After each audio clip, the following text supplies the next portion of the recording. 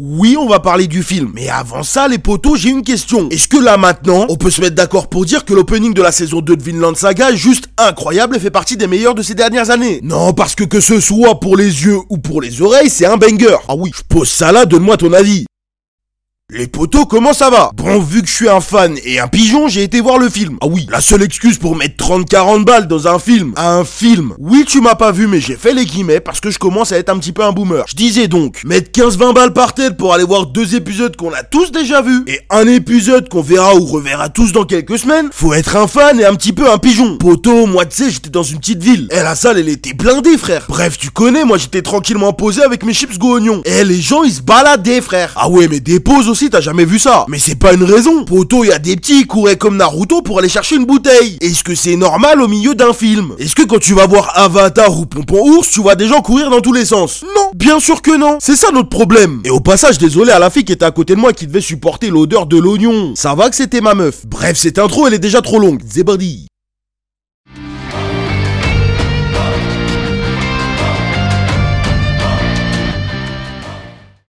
Bon mon poteau, ici on dit les termes. Si t'as pas eu l'occasion d'aller le voir, ne t'inquiète pas, t'as rien loupé frère. Eh moi je suis pas un bandeur de t'es pas prêt. Bien évidemment que le premier épisode de cette nouvelle saison il est incroyable. Mais poteau, quelques semaines à attendre c'est pas grand chose. Bon commençons par le commencement. Les couses là ils nous respectent pas. Ah oui, par contre c'est pas des mythos. Quand ils nous ont dit ils vont mettre l'épisode 10 et l'épisode 11 du quartier des plaisirs, ah poteau ils ont pas menti. Ils ont vraiment mis les épisodes. Pas de transition, pas de lissage pour faire un film. Non non, ils ont mis les épisodes tels quels. Opening et ending compris. Pour les 2 épisodes. Alors poto, que ce soit clair, tu l'as vu en post-intro, j'ai rien contre les openings. Mais là, tu vas voir un film. Fais un effort pour pas casser le rythme. Non, parce que là, au final, t'es pas loin de te faire chier quand même. L'arc du quartier des plaisirs, on connaît. Les scènes, elles sont incroyables. Le problème, c'est pas de revoir quelque chose qu'on a déjà vu. Sinon, poto, je serais arrivé 40 minutes après le début du film. Mais je sais pas, t'as l'occasion de faire un film, ajoute quelques scènes que t'avais retirées de l'animé. Fais une transition pour passer de l'épisode 10 à l'épisode 11. Parce que là, au final, poto, personne n'était concerné. T'entendais les gens raconter leur vie éclatée. À tout moment, tu voyais des petits partir en quête de bonbons et autres mignardises, et tu voyais des couples et des familles dans lesquels un seul membre était intéressé par ce qui se passait sur l'écran. Après on va pas se mentir que ça faisait de l'animation pendant les pauses, mais du coup je trouve quand même que pour cette partie ils auraient pu faire mieux. Après poto, toi t'es sûrement là pour que je te parle de l'épisode inédit, et pour le coup il y a quelques trucs intéressants à dire. Déjà pas de surprise, l'épisode il tourne autour de 2 axes. Dans un premier temps la réunion des lunes supérieures après la mort de Kyotaro, et dans un second temps l'arrivée de Tanjiro au village des forgerons, avec quelques éléments tout aussi intéressants au milieu. Je suis obligé de le dire, alors je vais juste commencer avec une petite critique. Ils avaient annoncé 1 heure d'épisode alors que pour le coup on est plus sur du 40-45 minutes. Après est-ce que c'est grave? J'ai envie de te dire que non, parce que à chaud j'ai pas eu la sensation que c'était trop court. Il se passe pas non plus grand chose, mais globalement l'épisode est plutôt dynamique. Tu t'ennuies pas une seule seconde et t'en prends clairement plein les mirettes. Dans une de mes dernières vidéos je vous avais donné mes attentes par rapport à cette nouvelle saison, et bien le moins qu'on puisse dire c'est que ça commence vraiment bien. J'ai clairement la sensation que ce nouvel arc va faire passer l'animé dans une autre dimension. Je trouve qu'ils ont encore progressé en termes d'animation et pourtant la barre était déjà haute. Visuellement la partie avec les lunes supérieures elle est incroyable. Les voix des lunes démoniaques correspondent parfaitement à ce que je m'imaginais en lisant le manga. Ils ont mis le paquet pour l'introduction des lunes qu'on n'avait pas encore vu et ça rend vachement bien. D'autant plus qu'à ce moment-là, ça s'y prête. Ils se servent de la forteresse dimensionnelle infinie pour ajouter des effets et c'est magnifique. Là où par exemple pour l'introduction des piliers, ça s'y prêtait évidemment pas. Exactement comme dans le manga, ils enchaînent cette partie-là avec un rêve de Tanjiro. Évidemment, si t'es pas au courant de la suite, tu comprends pas ce qui se passe. Si t'es pas les potos, on n'est pas là pour faire les marioles parce qu'on a vu la suite. Nous tous, à la première lecture du manga, quand on a découvert cette scène, on était totalement perdus. On voit un bouc qu'on a vu quelques fois dans des flashs, en train de discuter avec un autre bouc qui ressemble étonnamment à Tanjiro. Bon, très concrètement, ce dernier c'est l'ancêtre de notre protagoniste, et l'autre je vais pas forcément te dire qui c'est parce que même dans le manga on n'a pas forcément son nom à ce moment-là. Bon, il y a des folles théories qui se mettent en place pour les only animes, je vais pas commenter ça parce que c'est trop facile quand t'as fini le manga. Ce qui compte c'est que globalement qu'on connaisse ces scènes ou pas, on est pris dedans. Désolé pour les fans, mais pas de Zenitsu dans cet épisode. De toute façon, vous le savez depuis un moment, mais les potos de Tanjiro feront pas partie de cette aventure. Mais on a quand même quelques scènes avec Inosuke au domaine des papillons après le réveil de Tanjiro. D'ailleurs, dans ces scènes, on voit aussi l'attachement que Kanao a pour Tanjiro. Et en vrai, je trouve ça plutôt intéressant parce que c'est plus facile à mettre en scène que dans le manga. Et donc tout ça, ça rend le moment marrant et touchant. Le village des forgerons est absolument magnifique. D'ailleurs, je sais pas ce que vous en pensez les potos, mais comme ça, il me fait un peu penser à Konoha. Je sais pas si c'est moi qui me fais des films ou une volonté de la mangaka à faire une autre référence. Mais c'est absolument plus un secret que Gotoge s'est inspiré de Naruto pour créer Demon Slayer. Sur ma chaîne, j'ai même dédié une vidéo à ce sujet. On a aussi l'occasion de commencer à découvrir Mitsuri, réussi. Et y a pas à dire, une fois que t'as dépassé les clichés, tu verras que c'est un personnage intéressant et attachant. La fin de l'épisode ainsi que les deux prochains, je dirais, seront tournés vers une intrigue. Retrouver l'arme qui pourrait augmenter la puissance de Tanjiro. D'ailleurs, l'épisode se finit avec Mushiro qui demande une clé à un forgeron. Celui-ci semble être accompagné et refuse catégoriquement. Bon, évidemment, pour en savoir plus, faudra regarder le deuxième épisode. En résumé, je trouve vraiment l'épisode très bon. Quant au film, dans sa globalité, j'ai vraiment le sentiment qu'ils auraient pu faire largement mieux. Une fois que c'est dit, j'ai quand même passé un bon moment parce que ça fait toujours plaisir de retrouver Demon Slayer. N'hésite pas à me dire en commentaire ce que toi t'as pensé du film, quelle dinguerie t'as eu dans le ciné dans lequel t'étais, ou si t'as simplement pas eu l'occasion d'aller le voir.